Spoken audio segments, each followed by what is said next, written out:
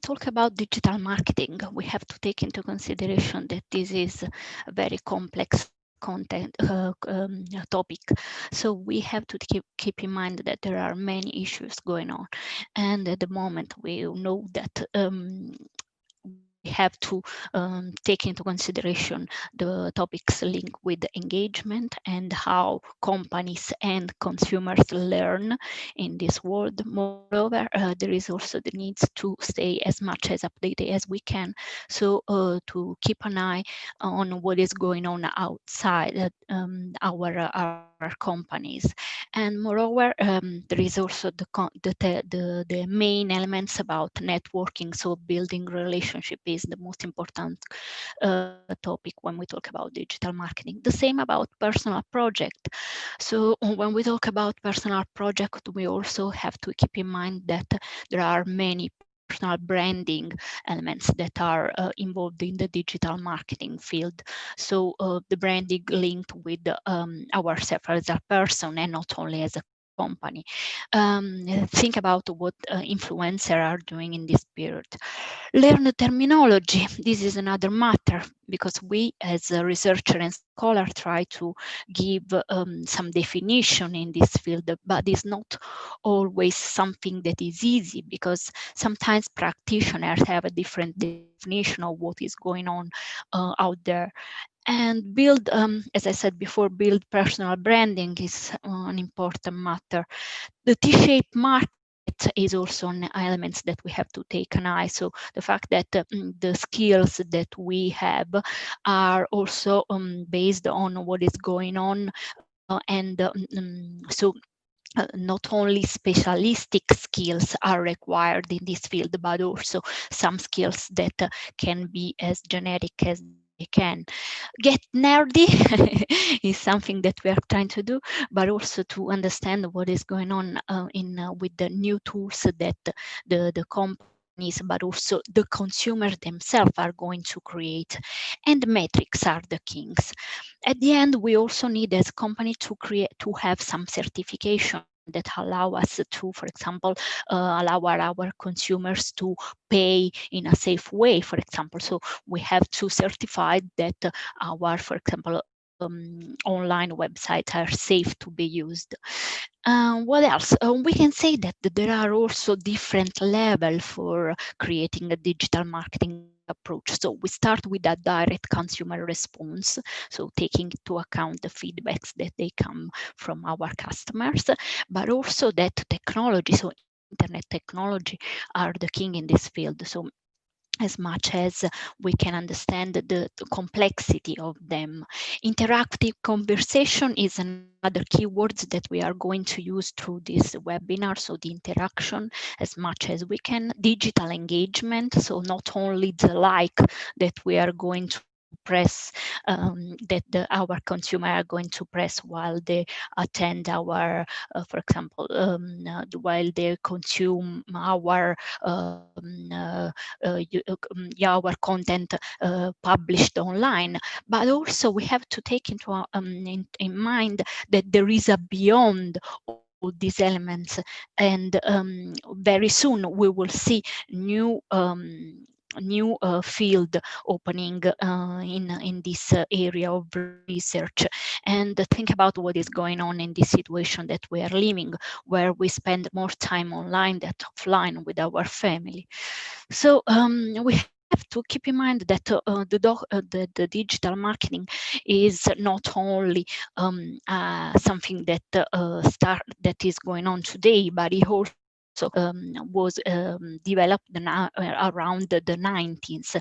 So in the first year that it was born, this topic had a very huge peak. So many companies decided to approach the digital world, and for this reason we were talking about the .com peaks. So many companies online, and many of them selling their goods, product and service online.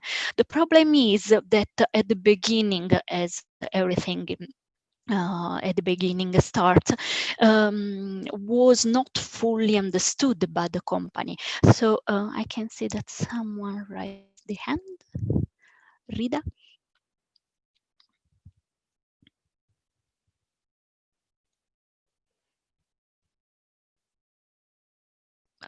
Okay, maybe we will answer later.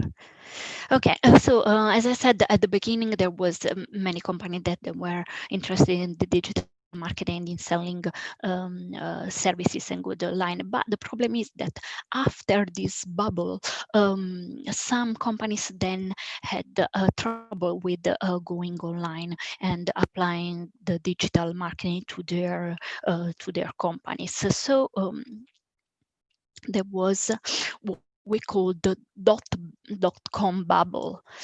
I would like to show you a video if it's possible. Just give me 1 sec.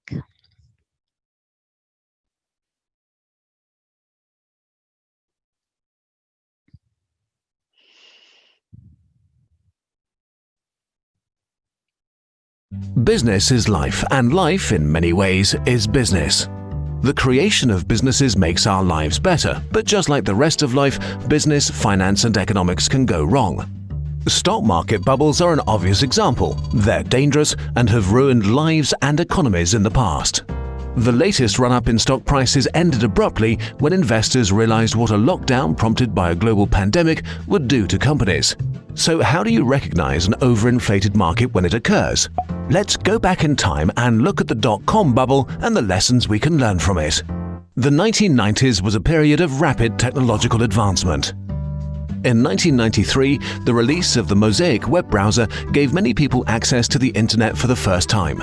Slowly, personal computers began to transition from being a luxury to becoming a household essential. With this new mass adoption came a gold rush of opportunity which led to the creation of a wave of internet companies. One of these companies, called Netscape, decided to freely distribute their own web browser, and it quickly became the industry standard. In a year, the Netscape browser's popularity prompted the company to go public on the stock market. On August 9, 1995, Netscape's initial public offering took the world by storm when their opening stock price of $28 soared to $75 on their first day of trading. While it was unusual for a company to go public before being profitable, the success of Netscape's IPO sent shockwaves around the world. Many people who had just begun using the internet saw the success of Netscape and wanted to capitalize on the growing opportunity. With a decline in interest rates and a new act lowering capital gains taxes in the US, investors now had more capital and became more willing to make speculative investments. This initial displacement is common in any bubble and takes place when something new catches investors' attention. Whether it be a new product, technology, or economic policy, a change in the system sets the stage for a bubble to form. But we shouldn't always believe the hype. As time went on, more and more investors rushed to fund new internet companies as they watched the success of those that went public. Many companies that had barely generated any profits began launching initial public offerings on the Nasdaq Stock Exchange. Instead of profits, many of these companies were focused on spending huge amounts of money on advertising to build their market share as fast as possible. This meant many were highly unprofitable, but this appeared not to matter.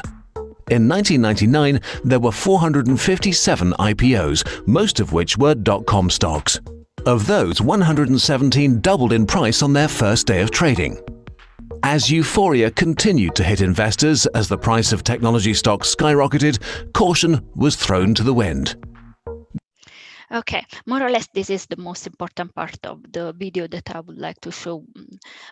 So the fact that when there is this new opportunity, many companies, they just throw themselves to, of course, to catch the opportunity as fast as they can. The problem is that when you have this opportunity and you are not fully prepared to what is going on, sometimes you don't clearly understand that the demands of the consumer cannot be in line with what the company is doing at the end of the day. The video showed this, the fact that the company needs to be aware of what they are doing while they're trying to be as updated as it can with the changes out there. So what traditionally is going on is that the power is shifting from companies to individual, and so companies that they were very much in charge of communicating with their customer with traditional media such as television, radio, newspaper, magazine, and try to have a centralized push to reach the consumer. At the end, they find out that the consumer are now that one that has got the power, and use social media and internet tools like social network, blog, wikis, and more to have an influence on the company. We must say that there are many companies that can be a good example of what was going on during dot bubble.com that we saw the video before. And one of these it was boo.com. This company suffered from this. What was going on? More or less the company the boo.com put together different brands, different products, different services in one platform where people had the ability to go there and try as much as a product. So it was a company selling branded clothes. So for example, Nike, Reebok, and very luxury brands in one place. At the beginning, as for the for the dot-com bubble happened, the company reached an unexpected success. So the profit were enormous, and everyone was very happy about that. But in 2-3 months period, the company completely disappeared. Why this happened? We are talking about a company that reached this success at the beginning of the 19th, as I said. So it was one of the pioneer that used the digital marketing tool. So they were aware of what was going on out there, and they were all managers that they had a very huge success in their life. So they were not people that were at their beginning. Let's say that in the 19th we were not aware about the fact that we can try on clothes online, or use fitting rooms online that now are very popular among us. But let's say that the whole shopping experience, that one that we really like to spend hours and hours in a shopping center or in clothes market, is not the same. So you are wasting all the flower and all the experience, as you said. So for this reason, they saw their profit rising so fast, but at the same time, after such a very brief period of time, they lose everything. They lose even the money that they invested at the beginning. And it was this case study is so well known because sometimes, as the video said before, we cannot even, and we can see so many similarities about what is going on in the economy with the pandemic situation that we are living now, that is something so sad, that is so suddenly happen, that no one can even have a clue of what is going on. Have a look at this. This is just a Google trend that show from the 20 from several years ago, how the topic of digital marketing, web marketing, internet marketing, online marketing, and social media marketing at the beginning were some words that were very, let's say, very common and very trendy. But after a while, you can see that all of them, they are declining. So it means that customers are not so much interested in this topic.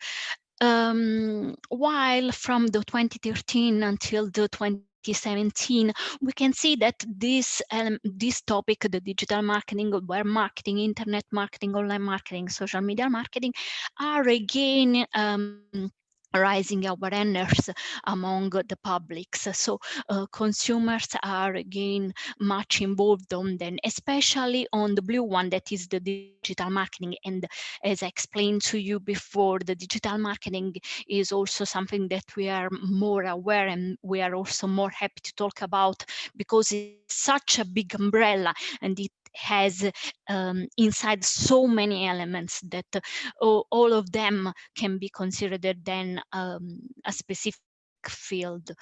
About definition, as I said before, I don't want to give you too many definition also because they are carrying scholars and researchers carry on updating them.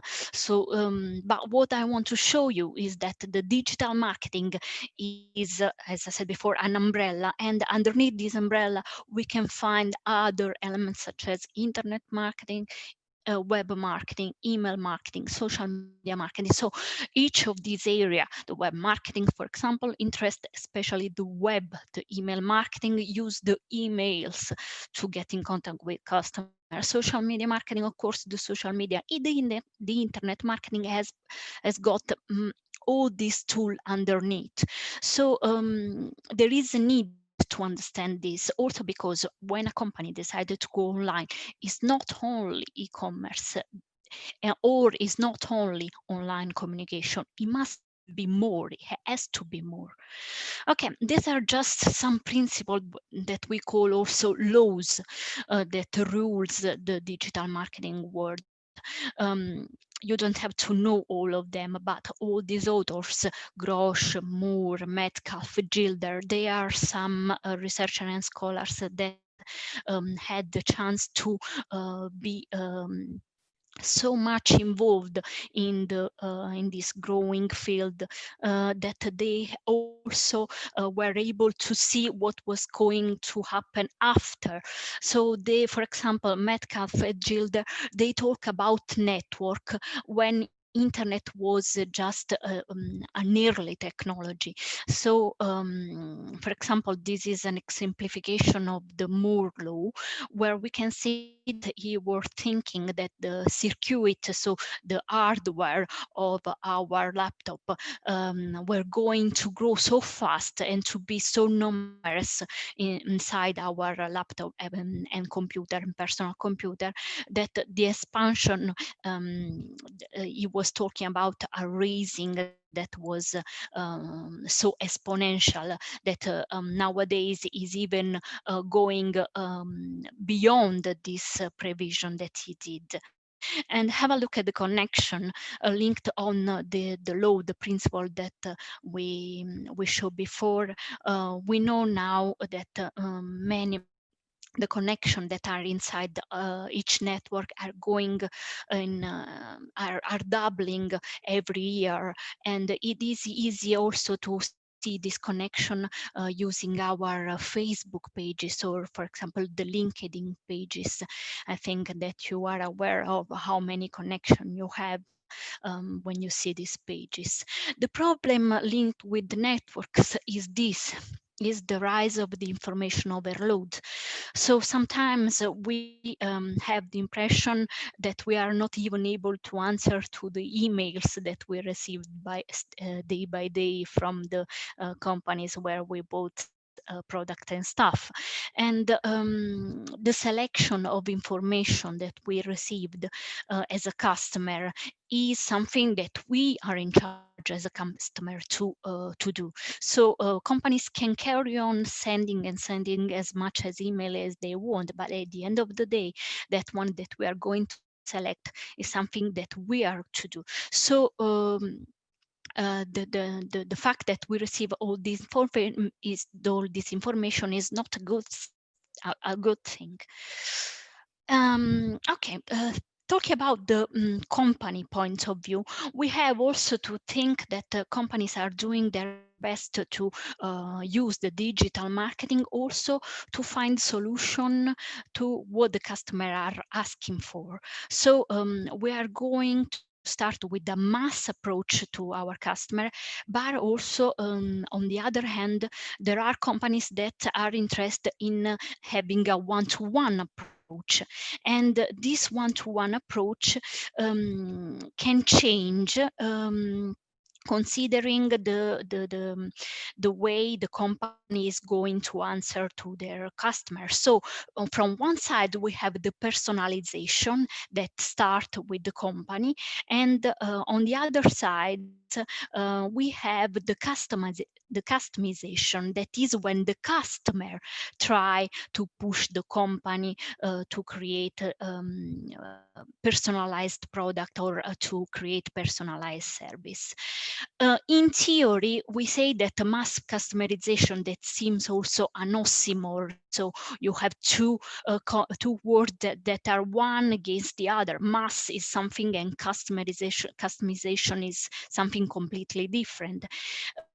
Is considered by heart the way, the strategy that is put into practice by companies when using flexible processes and organizational structure to produce varied and often individual customized product and services at the price of standardized mass product alternatives. Moreover, talking about the personalization, we can say that personalization occurs when the firm decides that marketing mix is suitable for individuals. It is usually based on previously connected customer data. And again, another definition of the topic that we analyzed before, customization occurs when the customer proactively specifies one or more elements of his or her marketing mix.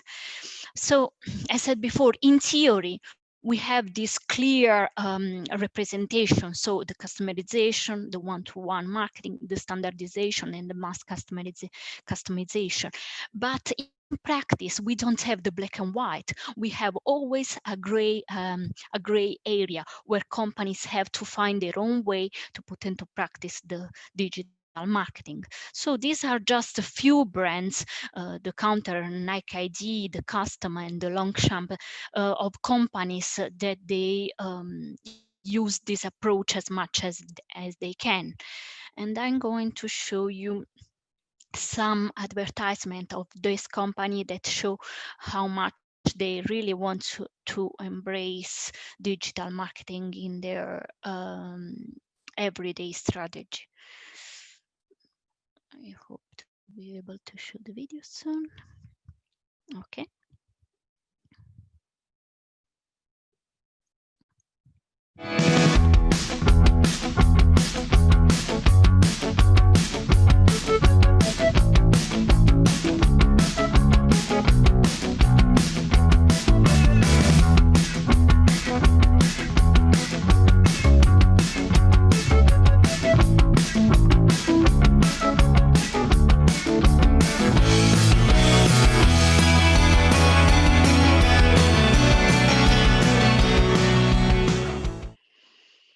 Okay, so this is the Longchamp that show how he's going to make as much as bags as possible following the desire of the customer. But we have got more example of this approach to digital marketing. Have a look at Nike.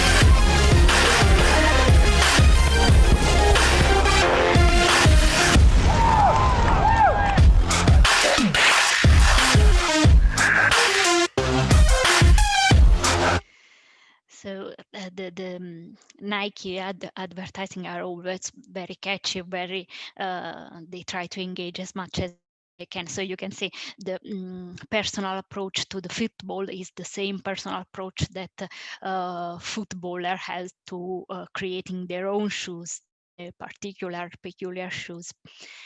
And the last one.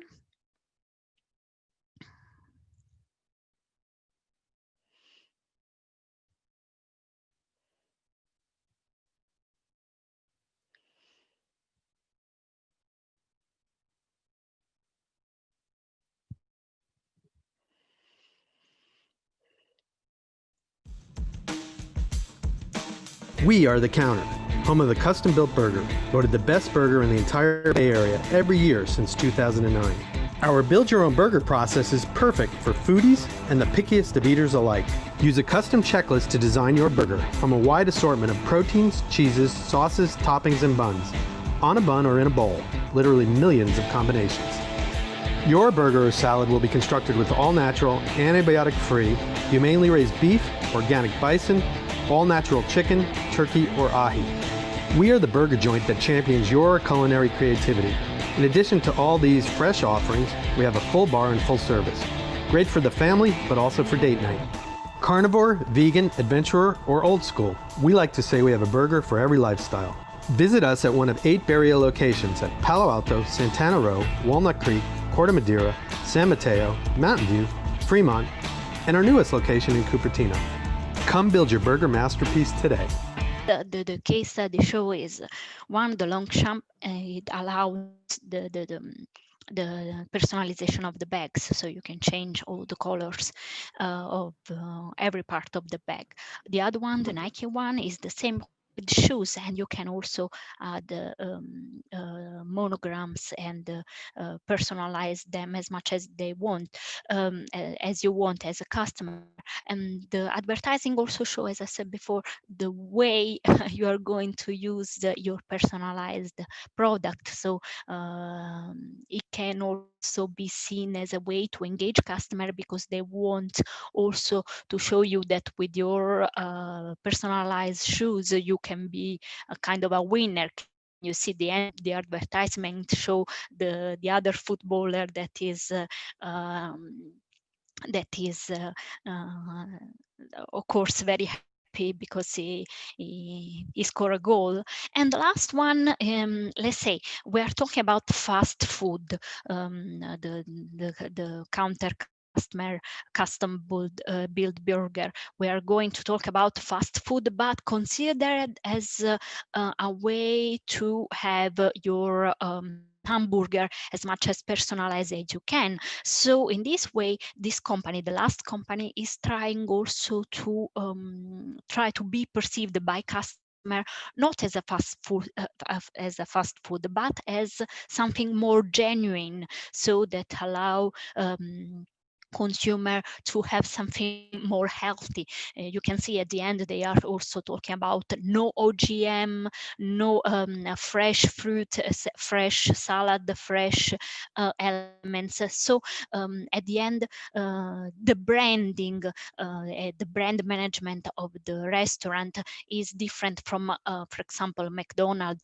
or Burger King, because they also leverage on this. At the end of the day, this different approach to personalization, customization, one-to-one approach show that the digital marketing is not only, as we said at the beginning, starting from the beginning of this webinar, there must be a way of introducing the digital marketing into all steps of the planning of a company. So starting from the situation analysis, as we said before, analyzing the .com bubble and the boo.com case study. So we have to understand where are we now. So as you suggested, we have to understand what is going on in the mind of our customers. So to understand also, thanks to a SWOT analysis, which one are the strengths and the weaknesses inside the companies before even considering the opportunities that are out there. Then to set the objective, of course. Our objectives as a companies that must involve the selling experience, the services, the way we speak with customer, and so on. Then to create the right strategy. So how do we get there? The segmentation, the targeting, the positioning must all take an eye of the tool and the new tool that are developing inside the world of digital marketing. Then we go to the tactics. Okay, in the tactics we have got the 4 P's, so the price, the promotion, the product, and the place. That of course course, the place in digital marketing is the virtual place. We are not going to sell using distribution. Finally, our tactics, including the marketing mix, have to succeed in resulting in introducing new action. So responsibility and structure have to be taken in mind, the internal resources and skill, and of course external agencies. So with external agencies, we have to consider all partners that can help us in improving while dealing with the customer out there. And finally, we have got the control. We say finally, of course, but as you can see from the from the slides, the control is not the last step. After the control, we have to go back where we begin, so with the analyzing again the situation, if it changed. And of course, in terms of control, we know that we have to keep in mind different kind of KPIs. So the KPI are all these elements that we that give us the flavor and the results, not only in terms of profit, but as we said before, also in terms of engagement of customers. So the frequency of visitor that comes into our websites, the web frequency of good reports that we received, or on the other hand, if we have got problems that products can have. If the product, for example, is a new one, we have also to keep in mind recommendation of how to improve them. And all these elements, they have to have a feedback on the situation analysis, and we have to start from the beginning. It means that when we receive this feedback, then they have to be incorporated in new objective. So this new objective, then they have to result in new strategy, then new tactics, new action, again control, and back again. So this is the path that we usually follow while talking about marketing in general, but specifically in digital marketing.